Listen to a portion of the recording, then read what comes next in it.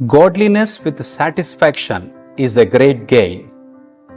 తిమోతికి వ్రాసినటువంటి మొదటి తిమోతి పత్రిక 6వ అధ్యాయము 6వ వచనములో పౌలు గారు తిమోతికి ఈ విధంగా వ్రాస్తున్నాడు.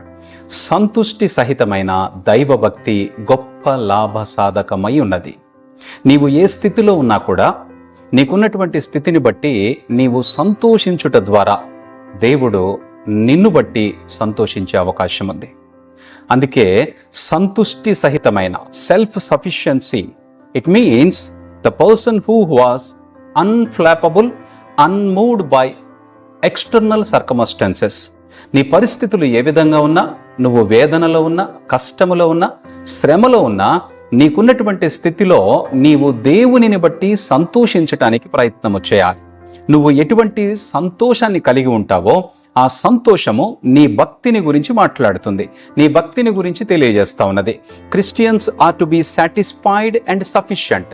క్రైస్తవులు ఎప్పుడు కూడా తాము కలిగి ఉన్న దానితోటి సంతోషముగాను సంతృప్తిని కలిగి ఉండాలి. And not to seek for more than what God has given to them.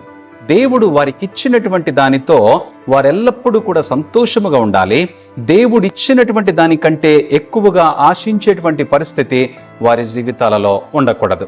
పౌలు ఫిలిప్పీలకు రాసినటువంటి పత్రికలో తెలియజేస్తున్నాడు, నన్ను బలపరుచు వాని యందే నేను సమస్తమును చేయగలను.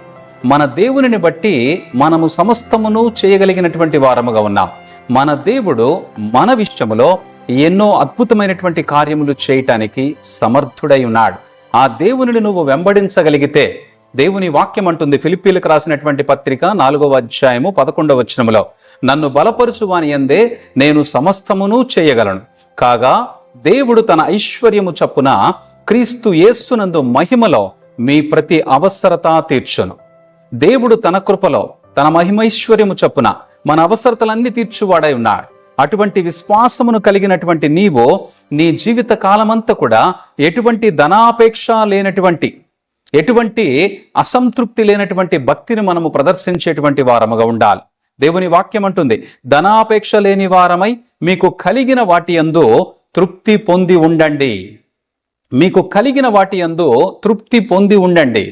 ఫిలిప్పీ పత్రికలోనే పౌలు గారు అంటున్నాడు, నేను ఏ స్థితిలో ఉన్నానో ఆ స్థితిలో సంతృప్తి కలిగి ఉండుట నేర్చుకొని ఉన్నాను.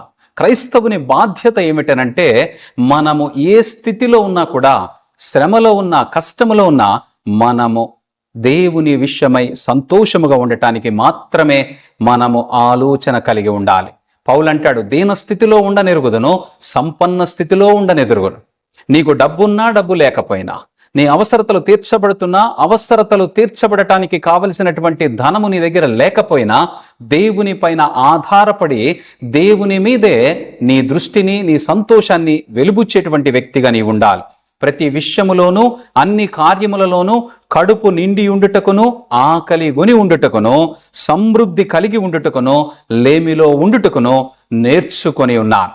క్రైస్తవుని యొక్క బాధ్యత ఏమిటనంటే, క్రీస్తుని వెంబడించుట మొదలుపెట్టిన తరువాత అనేక రకాలైనటువంటి వేదనలు, శ్రమలు, కష్టాలు, ఆర్థిక ఇబ్బందులు, అనారోగ్య సమస్యలు ఇవన్నీ కూడా చుట్టుముట్టి క్రైస్తవుని ఆ క్రైస్తవ మార్గము నుండి తప్పించాలని దుష్టుడు ప్రయత్నము చేస్తూ ఉంటాడు. మనము గ్రహించవలసింది ఏమిటనంటే, మనము ఏ స్థితిలో ఉన్నా కూడా దేవునిని బట్టి మనము సంతోషమును కలిగి ఉండాలి.